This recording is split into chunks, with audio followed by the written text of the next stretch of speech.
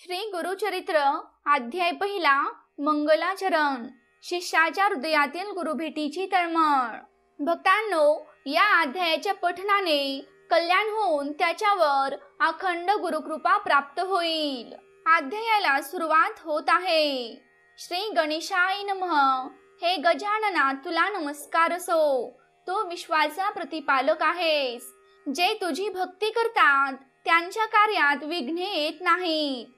तू 14 विद्या आणि 64 कलांचा स्वामी आहेस। तुझे महात्म्य खूप थोर आहे। म्हणूनच सुरवर, मुनिजन आणि भक्तगण कार्याच्या आरंभी तुझेच पूजन करतात। हे गौरीसुता, गुरुचरित्र लिहावे असे माझ्या मनात आहे।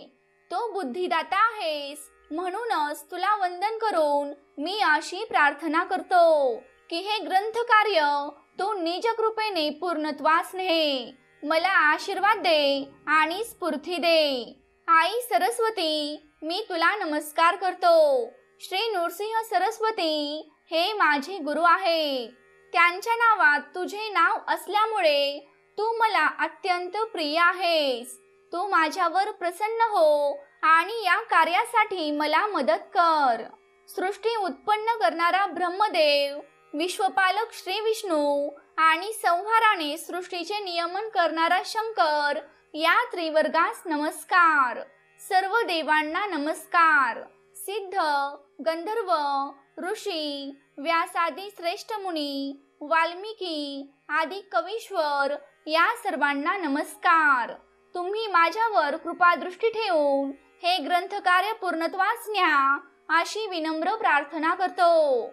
माता पित्यांस नमस्कार। आपस्तंभ शाखेचे कौंडिन्य गोत्रात जन्मलेले सायनदेव हे आमचे मूळ पुरुष, म्हणजेच खापर पंजोबा। साखरे हे त्यांचे आडनाव। त्यांचे पुत्र नागनाथ, त्यांचे पुत्र देवराय व त्यांचे पुत्र गंगाधर हेच माझे वडील। आश्वलायन शाखेचे काश्यप्य गोत्राचे चौंडेश्वरी यांची कन्या चंपा हीच माझी आई। माझ्या वडिलांच्या नावापुढे सरस्वती हे नाव लावून मी मोठ्या आदराने सरस्वती गंगाधर असे नाम धारण केले आहे। आमच्या कुळावर पूर्वीपासून श्री गुरूंची कृपा आहे। त्यांनीच मला श्री गुरुचरित्र लिहिण्याची आज्ञा केली आहे। श्री गुरूंच्या आशीर्वादाने हा ग्रंथ पूर्ण होईल अशी माझी श्रद्धा आहे। श्री गुरु नृसिंह सरस्वती म्हणजेच दत्तात्रेयांचा अवतार, ज्यांना आपले व आपल्या पुत्रपौत्रांचे कल्याण व्हावे असे नेहमीच वाटते, त्यांना हे गुरुचरित्र फलदायी होईल। ज्यांच्या घरी हे गुरुचरित्र नित्य प्रेमाने श्रवण पठण केले जाईल त्यांच्या घरी लक्ष्मी वास करील। त्यांची मनोरथे पूर्ण होतील, इष्ट कार्यसिद्धी होईल।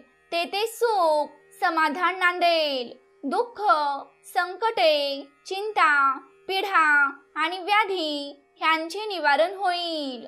श्री गुरूंच्या वास्तव्याने पावन झालेल्या श्री क्षेत्र गाणगापुरात जाऊन श्री गुरूंची आराधना केल्याने इष्ट फलप्राप्ती त्वरित प्राप्त होते। गुरुने दिलेल्या नाममंत्राचा जप करणारा एक साधक म्हणजेच नामधारक अन्यग्रामी राहत असे। एके दिवशी त्याच्या मनात श्री गुरूंच्या दर्शनाची तीव्र इच्छा निर्माण झाली। तो गाणगापुराकडे वाटचाल करू लागला। तो गुरूंना करुणा वचनांनी एकसारखा आळवीत होता। गुरुदेव, मी आपला दास आहे। आपण माझी तळमळ जाणता। ज्यांच्या स्मरणाने समस्त दैन्यांचे निरसन होते, त्या तुम्ही मला आज जर दर्शन दिले नाही तर तुमच्या महात्म्याला कमीपणा येईल। तुमच्या भेटीसाठी मी अत्यंत व्याकुळ झालो असताना तुम्ही माझ्यावर कृपा केली नाही तर मी कोठे जाऊ। वेद म्हणतात, गुरु हेच त्रयमूर्ती आहेत, भक्तांसाठी कृपा सिंधूच आहेत। कलियुगात ते नृसिंह सरस्वती या नावाने विख्यात होतील आणि अगम्य लीला दाखवून अनेकांचा उद्धार करतील। हे गुरु, त्या वेद वचनांना तू माझ्या बाबतीत खरे करून दाखव।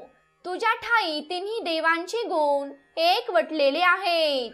तू परम दयाळू आहेस। म्हणूनच माझी तुला विनंती आहे की मला भावभक्ती माहीत नाही, माझे चित्तही स्थिर राहत नाही, तरीही मला वेगाने पाव माझ्यासाठी माता, पिता, आप्त, बंधू, स्वकीय सर्व काही तूच आहेस. हे गुरुदेवा, तू माझे कष्ट आणि माझे दैन्य हरण कर. तू सर्वज्ञ आहेस, मग माझ्या मनीचे दुःख तुला कळत नाही. घेतल्याशिवाय द्यायचे नाही अशी तुझी रीत असेल तर मी तुला काय देऊ ते तरी मला सांग. काहीतरी घेऊन मग देणे हा तर व्यवहार झाला, त्यात तुझे काय औदार्य आहे.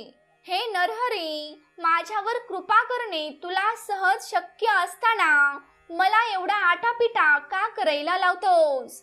मी बालक तुझा सेवक आहे, त्याच्या बाबतीत एवढी कठोरता धरणे तुला शोभत नाही. तू माझ्यावर रागावला आहेस का? माझ्यावर कृपा करण्यासाठी एवढा विलंब का? तेव्हा नामधारकाच्या हृदयातील तळमळ जाणून गायीने वत्सासाठी धावावे तसे गुरुनाथ शिष्यासाठी धावले. त्यांच्या दर्शनाने शिष्याची तळमळ एकदम शांत झाली. त्याने गुरुचरणांवर मस्तक ठेवून त्यांना वंदन केले. श्री गुरूंच्या भेटीने त्याला खूपच हर्ष झाला होता. त्याच्या हृदयात श्री गुरूंची मूर्ती स्थिरावली होती. याचबरोबर पहिल्या अध्यायातील कथाप्रसंग या ठिकाणी समाप्त होत आहे. श्री गुरुदेव दत्त.